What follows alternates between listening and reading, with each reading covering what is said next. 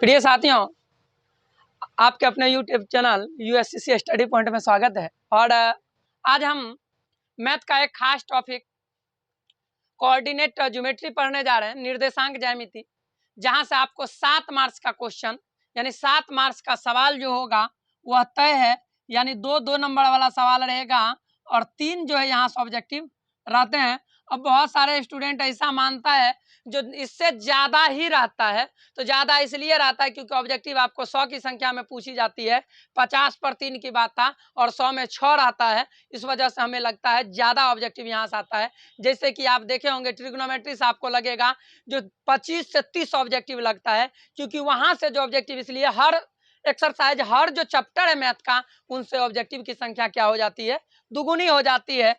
तो कहा जा रहा है जो इससे 7 नंबर का लगभग मिनिमम 7 नंबर इससे आना है। और यह अभी तुरंत हमने बताया है, यह एक्सरसाइज आपके मैथ के सबसे आसान एक्सरसाइज में, सबसे आसान चैप्टर में जो है सर्वश्रेष्ठ चैप्टर है। लेकिन आसान है क्योंकि इसमें जो है फार्मूला की संख्या, जैसे हमने ट्रिग्नोमेट्री पढ़ा तो ट्रिग्नोमेट्री में हमने देखा है जो 40 से प्लस फार्मूला बनते हैं, जिसके माध्यम से सवाल बनता है। अगर कहीं जाने की रास्ता जितनी ज़्यादा होगी, कठिनाई उतना ही ज़्यादा होती है। और कहीं जाने की रास्ता एक ही हो तो जाना बिल्कुल ही आसान होता है। तो चलिए हम शुरुआत करते हैं। सबसे पहले इसमें जानेंगे कोऑर्डिनेट ज्योमेट्री में, जो हम यह जानेंगे दृष्टि पटल पर जिस प्रकार ग्राफ में हम ग्राफीय तल को दर्शाते हैं, उस चीज को दर्शाने सीखेंगे। सबसे पहले हमें यह पता लगना चाहिए जो जिस बिंदु का हम उपयोग कर रहे हैं वह बिंदु किस तल में है। तो इनके लिए सबसे पहले हम एक ग्राफीय तल का निर्माण करेंगे।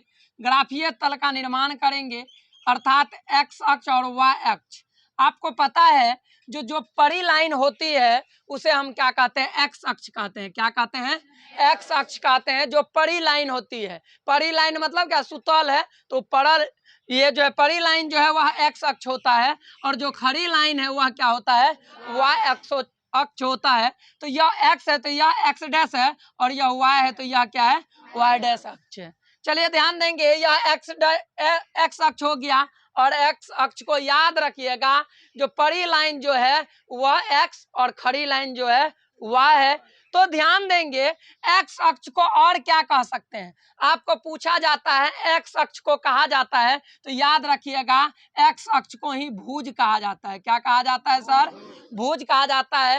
एक ऑब्जेक्टिव यहाँ से फिक्स है, भुज कोटि से रिलेटिव। वाई अक्ष को, जब एक्स को भुज तो वाई को क्या कहते हैं, हम कोटि कहते हैं। क्या कहते हैं? कोटि कहते हैं। एक्स अक्ष मेरा भुज है और वाई अक्ष क्या है, कोटि है। अब देख लीजिए, जो एक वृत्त के अंदर हमने कुल मिला के एक वृत्त है, या एक वृत्त का निर्माण किया। एक वृत्त में हमने क्या किया है, 4 चतुर्थांश बना है। कितना बना है?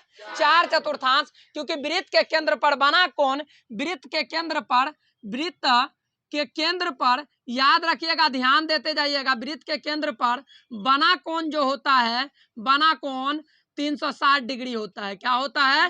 360 डिग्री। और हमने 360 को 4 भागों में बांटा है, इसलिए चतुर्थांश, एक चतुर्थांश में बना कोण अर्थात कितना डिग्री हो गया, 90 करके हो गया। कितना हो गया? 90 डिग्री हो गया। एक चतुर्थांश में कितने डिग्री का कोण बनता है? 90 डिग्री का कोण बनता है। और ऑब्जेक्टिव में अगर भूल से कहीं पूछ दे जो वृत्त के केंद्र पर बना कोण कितने डिग्री का होता है, 360 डिग्री का होता है। कितना डिग्री? 360 डिग्री। अब प्रत्येक जो चतुर्थांश में होता है उसमें बना कोण क्या होता है, 90 डिग्री होता है। क्या होता है? 90 डिग्री होता है। अब देखिए इस चारों चतुर्थांश में जो मूल बिंदु, जहां से मेरा एक्स अक्ष निकला है, एक्स डैश अक्ष निकला है, यह मूल बिंदु जो होता है इनका निर्देशांक 0 और 0 होता है। क्या होता है? 0 और 0। अगर आपको याद होगा सितंबर महीना का टेस्ट एग्जाम जो हुआ है उसमें पूछा गया था मूल बिंदु का निर्देशांक क्या होता है। क्या पूछा गया था आपको?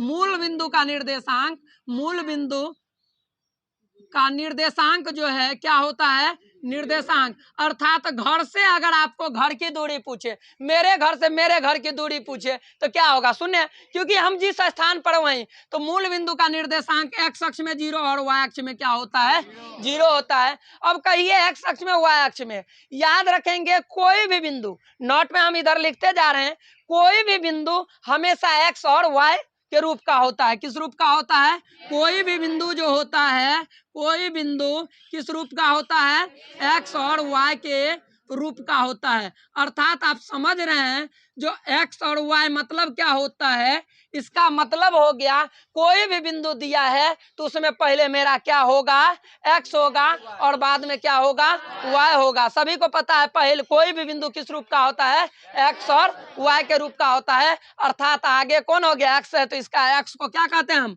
भुज कहते हैं। x अक्ष को क्या कहते हैं, भुज कहते हैं, और y अक्ष को क्या कहते हैं, कोटि कहते हैं। क्या कहते हैं, कोटि कहते हैं। देखिए यहाँ से ऑब्जेक्टिव का भी निर्माण होता चला जाएगा और हम समझते जाएंगे। अब हमने पहला देखा था जो वृत्त के केंद्र पर बना कोण 360 हो गया, मूल बिंदु जहां यानी घर से घर की दूरी शून्य हो जाती है, और इसके बाद जो है कोई भी बिंदु किस रूप का होता है, x और y के रूप का होता है। किस रूप का होता है, x और y। x अक्ष को क्या कहते हैं हम, भुज कहते हैं। x अक्ष को क्या कहते हैं, भुज, और y अक्ष को क्या कहते हैं, कोटि कहते हैं। यह ऑब्जेक्टिव में पूछा जाता है। अब देखेंगे क्या है, यहाँ x जो है ये डैश जो है ये माइनस को इंकित करता है। ये डैश जो किसको इंकित करता है, माइनस को इंकित करता है। x और y ये दोनों प्लस में है, तो पहला जो ये प्रथम ये हो गया, क्या हो गया, प्रथम चतुर्थांश। कौन सा चतुर्थांश है ये, प्रथम चतुर्थांश। अब जो है सभी चतुर्थांश का नाम लिखते हैं। प्रथम चतुर्थांश, यह कौन सा हो जाएगा, द्वितीय चतुर्थांश। क्या हो जाएगा, द्वितीय। और यह क्या हो गया, तृतीय चतुर्थांश हो गया। और यह क्या हो गया, चतुर्थ चतुर्थांश हो गया। क्या हो गया, चतुर्थ चतुर्थांश हो गया। यानी एक जो कुल मिला के कितने चतुर्थांश हुए, 4, और प्रत्येक में बना कौन, 90 डिग्री होता है। अब ध्यान दीजिएगा जो पहला का, अब यह भी पूछ देता है हम कैसे समझेंगे यह किस रूप का, किस चतुर्थांश का बिंदु है। तो उसके लिए सबसे पहले हमें जानना पड़ेगा जो यह किस चतुर्थांश में है। तो पहला चतुर्थांश जो होता है उसका चिन्ह होता है प्लस और प्लस। प्लस और क्या होता है, प्लस, क्योंकि आप देख रहे हैं x प्लस और y प्लस है। दूसरा जो चतुर्थांश होता है उनका जो चिन्ह होता है वह क्या होता है, वह होता है आपका प्लस और माइनस। अर्थात माइनस और प्लस होता है। x क्या है, माइनस और प्लस, यही ना होता है, यही होता है, माइनस और प्लस होता है। इसके बाद जो होता है क्या होगा, माइनस और माइनस, और इसके बाद क्या हो जाएगा, प्लस और माइनस। क्योंकि हम चिन्ह उसी लेंगे, चिन्ह हम अपने एक्स वाई को, क्योंकि कोई भी बिंदु हमने लिख दिया है, कोई भी बिंदु किस रूप का होता है, एक्स वाई के रूप का। अब देखिए प्रथम चतुर्थांश का जो चिन्ह है वह क्या हो गया, प्लस प्लस। कोना कोनी जो है कौन सी हुआ, प्लस प्लस। ये कोना कोनी सेम चिन्ह वाला आता है, अर्थात प्लस प्लस माइनस माइनस। अब प्लस माइनस माइनस प्लस, यानी ये दो चिन्ह है। लेकिन क्या है, जो पहला चतुर्थांश क्या है, प्लस प्लस, दूसरा है माइनस प्लस, तीसरा है माइनस माइनस, और चौथा क्या है, प्लस माइनस। ये याद रखिएगा ना, तो ये समझिए ग्राफ भी आपका सही हो जाएगा और साथ साथ इसमें आप गड़बड़ाएंगे नहीं, गलतियां कम होगी। अब देखिए क्या है, जो हम सबसे पहले अभी इनको नोट में अंकित कर देते हैं।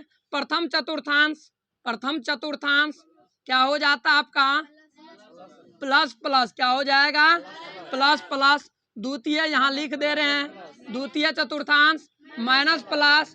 तृतीय क्या होगा, माइनस और माइनस। चतुर्थ क्या होगा, क्या हो जाएगा, प्लस और माइनस। ये हमारा जो चतुर्थांश है उसका चिन्ह है। अब आप क्या क्या देख लिए, पहले देख लीजिए चतुर्थांश में जो है सबसे पहले मूल बिंदु का निर्देशांक क्या होता है, 0। क्या होता है, 0।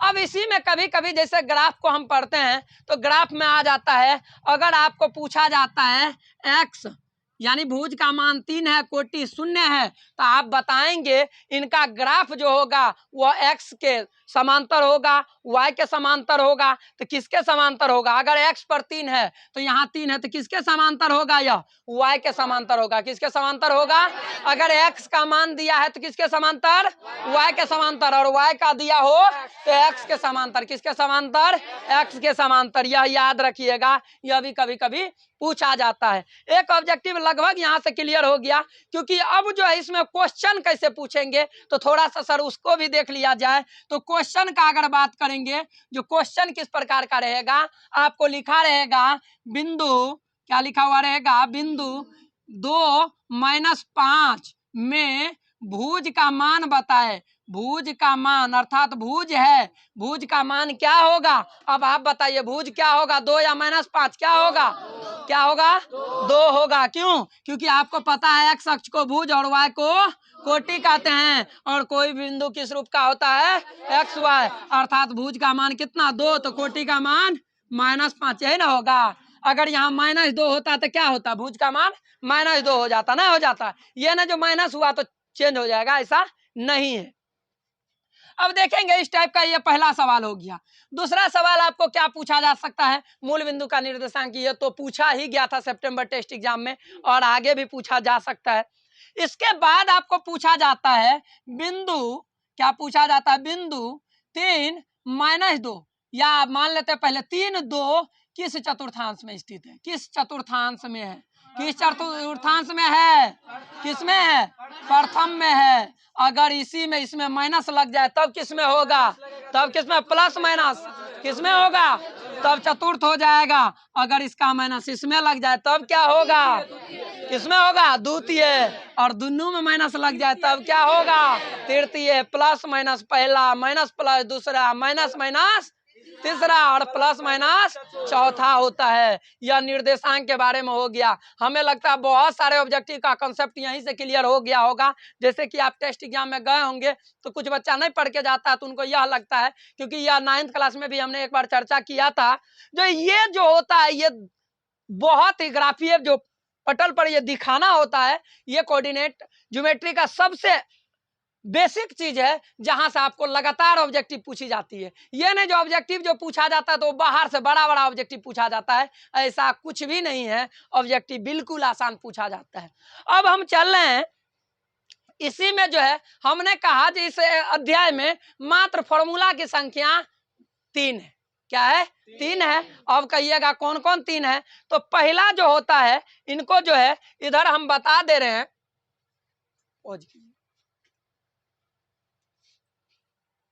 चलिए देखिए, अगर उतार लिए हैं तो आगे बढ़ते हैं, जो नहीं उतारे हैं वो जो है स्क्रीनशॉट ले लेंगे और बाद में आप उतार लीजिएगा।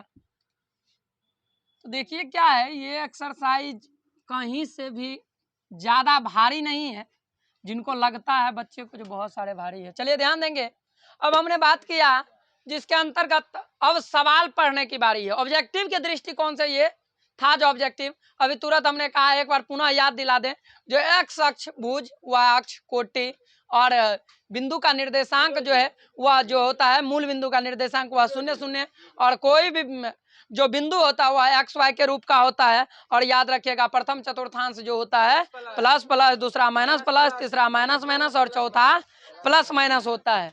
तो यह जो होता है ये चतुर्थांश के बाद अब आगे देखेंगे। हमने बताया जो किस प्रकार का सवाल पूछा जाता है, लेकिन 2 सितंबर का जो एग्जाम हुआ था इस बार, उसमें जो है आपको एक क्वेश्चन पूछा गया था, मूल बिंदु से जो है दूरी कैसे निकालें, उनके लिए भी फॉर्मूला है। तो चलिए सबसे पहले देखते क्या है। इसमें जो है एक दूरी सूत्र आएगा। क्या आएगा? दूरी सूत्र आने वाला है। क्या आने वाला है? दूरी सूत्र आने वाला है। दूरी सूत्र क्या होता है? जैसे दूरी किसका निकालना है, तुम वहां हो हम यहाँ हैं, यही ना है कि हम यहाँ हैं तुम यहाँ हो, कौन कहाँ है ये तो पता नहीं है। अरे यहाँ हम है यहाँ तुम हो, नहीं यहाँ हम है यहाँ तुम हो, ऐसा भी हो सकता है। तो हम दोनों का बीच का जो फासला है, इनके बीच के दूरी के बारे में अगर बताया जाए, पूछा जाए तो क्या होगा? आपको पता है जो ये दोनों मान लेते हैं या ए है और यह क्या है? बी है। अब आपको कह दिया जाए ए और बीच के बीच की दूरी बताएं, तो अब दूरी कैसा है वो तो तू ही बता सकता है। तो देखिए क्या है, दूरी हम ऐसे तुम बता सकते हैं, लेकिन इसमें हम बताएंगे दूरी कैसा है। आप बताइएगा ये बिंदु किस रूप का है? एक्स वाई, और यह किस रूप का है? एक्स वाई के रूप का है ना। लेकिन ये बताइएगा हम यहाँ एक्स लिखे, आप बताइए तो कौन एक्स लिखे, ये वाला की वाला? तो हर हिस्सा वाला का हम अपन हिस्सा वाला, और केकर हिस्सा वाला लिखे हैं? ये जानकारी नहीं है, हम लिखे तो हर हिस्सा वाला ना, तो हिस्सा वाला बात नहीं। देखिए क्या है, जब 2 बिंदु रहे तो दोनों का वैल्यू अंकित कर दीजिए। जैसे है इसको x1 कहेंगे और इसको x2 कहेंगे, y2 कहेंगे। याद रखिए x1 y1 x2 y2, अगला तीसरा आ जाए तब क्या कहेंगे? x3 y3 नहीं कहेंगे। अरे अगर 2 आदमी के बीच का दूरी है तो ऐसे तीसरा भी हो सकता है ना आगे, तीसरा भी आ सकता है, चौथा भी आ सकता है, यहाँ से जहां तक हो जाए। क्या, चलिए ध्यान दीजिएगा, जो सबसे बड़ी चीज है, अब हमको कह दिया जाए दूरी निकालना है, तो दूरी के लिए फॉर्मूला आता है root under x2 minus x1, x2 minus x1 का whole square plus y2 minus y1 का होल स्क्वायर। क्या आता है? y2 माइनस y1 का होल स्क्वायर। यह दूरी सूत्र है। तुम्हारे और मेरे बीच में जो दूरी है उनको निकालना हो तो, यानी तुम्हारे और मेरे नहीं बल्कि दो बिंदुओं के बीच की जो दूरी है उनको निकालने के लिए सूत्र क्या है? x2 माइनस x1 का whole square plus y2 minus y1 का होल स्क्वायर। यह हो गया दूरी सूत्र। अब तुरंत हमने कहा जो एक फॉर्मूला जो आपको पूछा गया था, मूल बिंदु से निर्देशांक कैसे निकालेंगे। अब कहिए मूल बिंदु से निर्देशांक, इसका मतलब सॉरी, मूल बिंदु से दूरी, मूल बिंदु से निर्देशांक नहीं, मूल बिंदु से दूरी अगर निकालने की बात हो, किसी बिंदु का अगर मूल बिंदु से दूरी, मूल बिंदु से, ओहो सॉरी, मूल बिंदु से दूरी अगर निकालने की बात हो जाती है। तो अब देखिए क्या है, जो मूल बिंदु, इसका मतलब जहां हम है सिर्फ ये, इनको अगर मिट दे रहे हैं तो अब ये तो खत्म हो गया, तो इसके जगह क्या करेंगे? x2 या x में से क्या करेंगे? 0 घटाएंगे, y में से भी क्या करेंगे?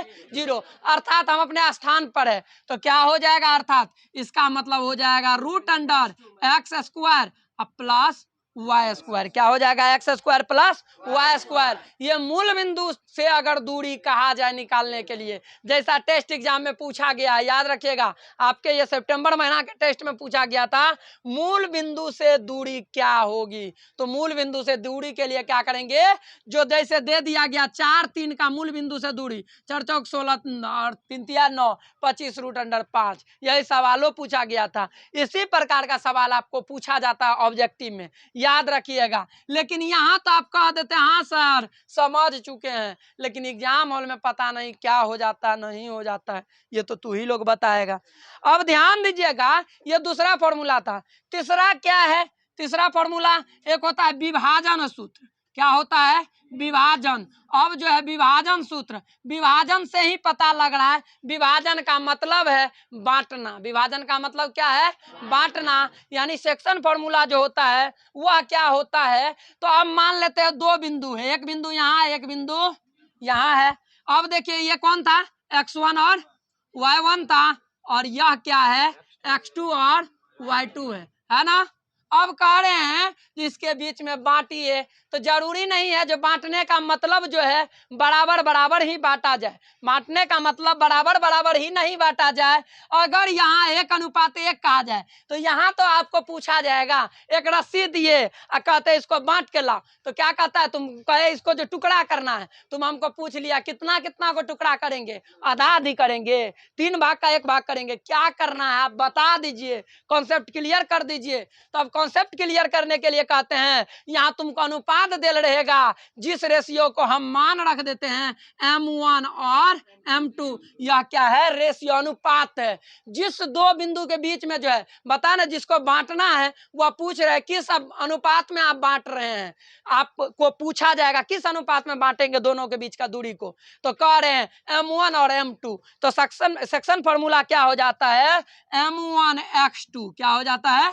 m1x2। इसके बाद m1x2 m2x1 bye m1 plus m2। क्या हो जाता है? m1 plus m2। यह x एक बिंदु निकला, और दूसरा हो जाएगा फिर यहाँ उसी प्रकार m1 y2 plus m2 y1 अब बाय m1 प्लस m2। अब तो आपको अच्छे से कॉन्सेप्ट पता है, x क्या है तो x1 क्या है, तो प्रथम जो बिंदु है उस बिंदु का जो x पहला जो भुज है वह x1 है, दूसरा बिंदु का भुज जो है x2 है, और ये पूछा जाएगा m1 m2 कौन है, जिसका m से नाम है वो होगा। जी नहीं, ऐसा नहीं, यहाँ ये अनुपात के लिए दिया गया है, यह अनुपात है। यह क्या है? अनुपात है। ध्यान दीजिएगा, ये हो गया मेरा विभाजन सूत्र। एक और बहुत ही सुंदर आता है, वह है आपका जो लगातार पूछा जाएगा, अगर लॉन्ग क्वेश्चन में पूछा जाएगा तो ये सब सवाल लॉन्ग क्वेश्चन में ये सब फॉर्मूला से आधारित सवाल नहीं पूछा जाएगा, अर्थात पूछा जाएगा त्रिभुज। त्रिभुज का क्षेत्रफल क्या कहा जा रहा है? त्रिभुज का क्षेत्रफल बराबर फॉर्मूला क्या होता है रे? अब जो है त्रिभुज का क्षेत्रफल जो है, अब मान लेते हैं त्रिभुज क्या होता है, त्रिभुज क्या होता है, तीन भुजा जो घिरे हुए क्षेत्र होता है, तीन भुजाओं से घिरे हुए क्षेत्र त्रिभुज कहलाता है। अब कहता है त्रिभुज में ए हो गया, बी हो गया, सी हो गया, अर्थात x1, यही ना होगा रे, क्या होगा x1 y1 x2 y2, इसके बाद क्या हो जाता है यहाँ, इसके बाद क्या हो जाता है x3 y3, ये हो जाता है। अब इनका क्षेत्रफल निकालना है, तो त्रिभुज का क्षेत्रफल क्या होता है 1/2, अब बेस इंटू हाइट, यानी आधार गुना शीर्ष लंब, यही ना होता है। तो अब देखिए क्या है, इसका फॉर्मूला हो जाता है आपका, हम इसको मिट दें, इसको इधर हम मिटते हैं इधर, ये जरूरी नहीं था, ये समझाने के लिए हमने किया था। अब देखिए क्या है, जो फॉर्मूला आपका होता है 1/2 इंटू पूरा के लिए गुना है, अर्थात x1 into y2 minus y3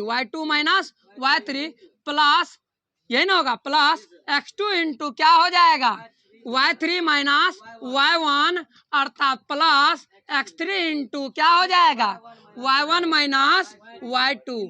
अब देखिएगा ब्रैकेट बंद कर दीजिए, ये जो 1/2 है यह संपूर्ण के लिए क्या है, गुना है, ये सबको गुना करेगी।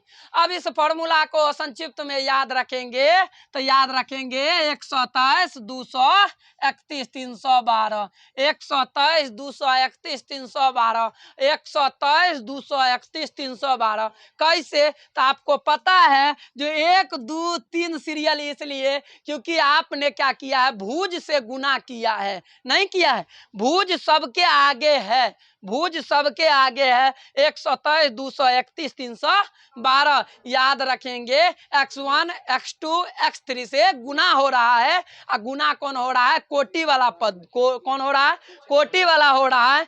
123 231 312 याद रखिएगा, इसको संक्षिप्त में क्या करेंगे, याद रखेंगे संक्षिप्त में। ये हो गया आपका 4 मुख्य फॉर्मूला, जिनके माध्यम से क्या करेंगे, हम इनको ज्ञात करेंगे। किनको ज्ञात करेंगे, ये इस पूरा जो इसमें अध्याय है वह तमाम अध्याय का 7.3 7.4 तक जो है 7.4 वह ऐच्छिक है, और 7.4 का जितने सवाल बनेंगे इसी पर बनेंगे। अब हमने एक विभाजन सूत्र में बताया है, जो एक विभाजन सूत्र सेक्शन फॉर्मूला जो m1 x2 plus m2 x1 by m1 plus m2 into m1 y2 plus m2 y1 by m1 plus m2।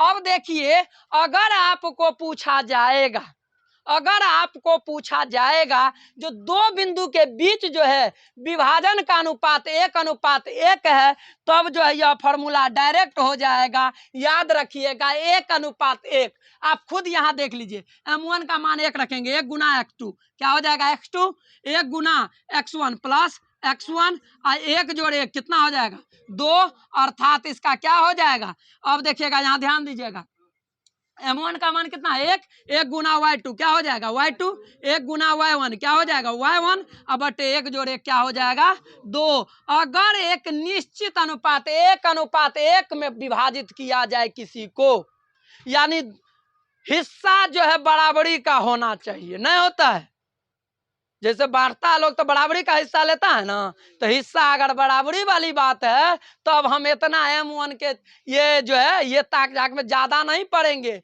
ये ज्यादा हो रहा है, और ये हो जाएगा डायरेक्ट कहेंगे, बोलिए ना क्या बात है। हाँ, x और दोनों बिंदु देल है, और किस अनुपात में बांटना है, 1:1 में लिखिए ना, तुरंत लिखा देंगे। x दोनों का भुज को जोड़ देंगे, कोटि को जोड़कर दुनू में 2 से भाग दे देंगे, नहीं जोड़ देंगे क्योंकि दुइया है ना, तो दुनू से हम भाग देंगे। तो देखिए क्या है, जो यह जो फॉर्मूला हो गया यह किसका, यह भी क्या है विभाजन सूत्र, विभाजन सूत्र। लेकिन याद रखिएगा यह विभाजन सूत्र तब काम आएगा जब 1:1 रहेगा, अर्थात विभाजित करना है तो 1:1 में करेंगे।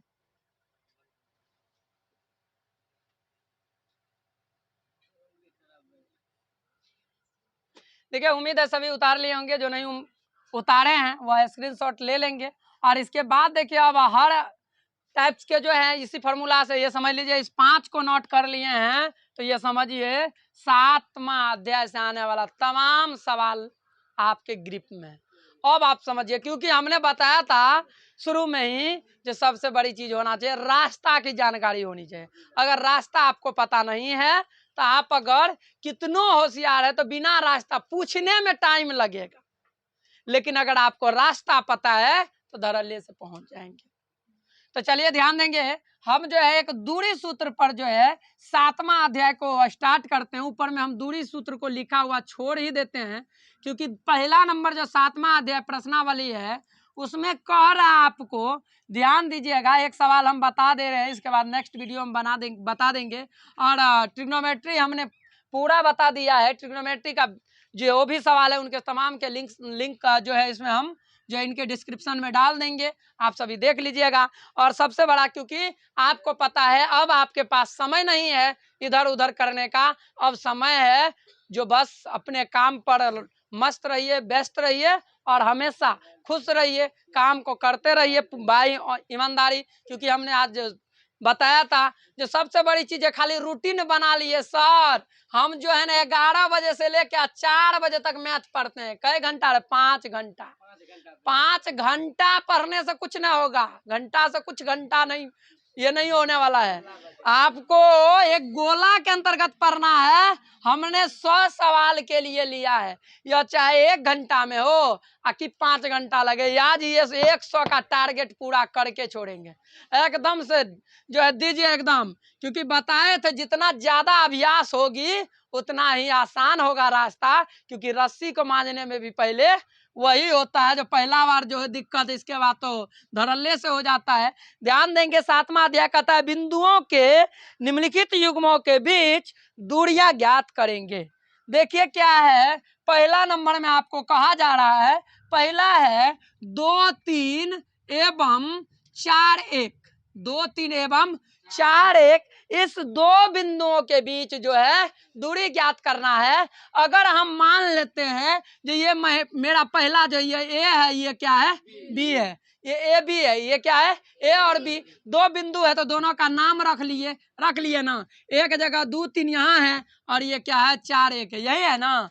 तो अब देखिएगा, अब जब फॉर्मूला आपको पता रहेगा तो आप जो है सवाल आसानी से बना सकते हैं। अब देखिएगा, जो हमको जो है ये पहला घर जो होगा वह कौन होगा? पहला जो टर्म है वह क्या है? x1 y1, यही है ना। और दूसरा क्या है आपका? x2 y2। तीसरा आता तो क्या होता है? x3 y3 ना। ये ना जिसमें x1 है तो वो उसमें x2 आ जाएगा, ऐसा नहीं होगा। अब आपका दूरी सूत्र है, क्या है? दूरी सूत्र है। दूरी सूत्र क्या है? ध्यान देंगे, दूरी सूत्र आपका क्या है? दूरी सूत्र जो है आपका, ओहो दूरी सूत्र ना लिखना है, दूरी लिखना है। दूरी सूत्र जो है वह आपका है √x2 माइनस x1 का square plus y2 minus y1 का स्क्वायर। अब देखिए कोई कहे कि जो सर हम x2 में से x1 को नहीं घटाएंगे तो x1 में से x2 को ही घटा ले, तुमको जो मन है वही कर, कोनो इससे फर्क नहीं पड़ने वाला है। कहिए काहे नहीं फर्क पड़ेगा? हो सकता है वो माइनस में हो तो माइनस में रहे, उससे कोई मतलब है नहीं है बबुआ। काहे कि जो है ना यहाँ ये जो है स्क्वायर लगल है, स्क्वायर जो है सबको बराबर फिर प्लेने कर देगा, जो है वैसा ही कर देगा। तो अब देखिए क्या है, अब ये पहले 2-3 सवाल में ही ये लिखना पड़ेगा। इसके बाद तो धरल x2 कितना है? 4, x1 कितना है? 2, 4 माइनस 2 का होल स्क्वायर प्लस y2 कितना है? 1, y2 कितना है? 1, और ये कितना है? y1, ये y1 कितना है? 3 का होल स्क्वायर। अब देखिए 4 यानी 2 का होल स्क्वायर अब प्लस क्या हो जाएगा? -2 का होल स्क्वायर, यही ना होगा? यही होगा। माइनस प्लस काट दें? नहीं। अब देखिए 2 का स्क्वायर कितना होगा? 4 और 2 का स्क्वायर कहिए कैसे? -2 गुना -2 क्या हो जाता है? 4 हो जाता है। माइनस इंटू माइनस प्लस होता है। अब देखिएगा ये 4 हो गया। अब इसको आगे यहाँ से बढ़ाते हैं, या अब देखिए 4 4 रूट के अंदर कितना हो गया बाबू? 8। ऐसा नहीं कर सकते थे 4 के बदला 2 फिर 4 के बदला 2? जी नहीं, पहले जोड़ने की बात है। अब 8 का जो है वर्गमूल निकालेंगे तो क्या होगा? 8 का वर्गमूल निकालेंगे तो क्या होगा? 2√2 अर्थात क्यों? क्योंकि देखिए 2 दूनी 4 दूनी 8, 2 का जोड़ा बाहर आया और √2, अर्थात इसके बीच की दूरी क्या आ गया आपको, वह आ गया 2√2। यह हो गया आपका पहला आंसर।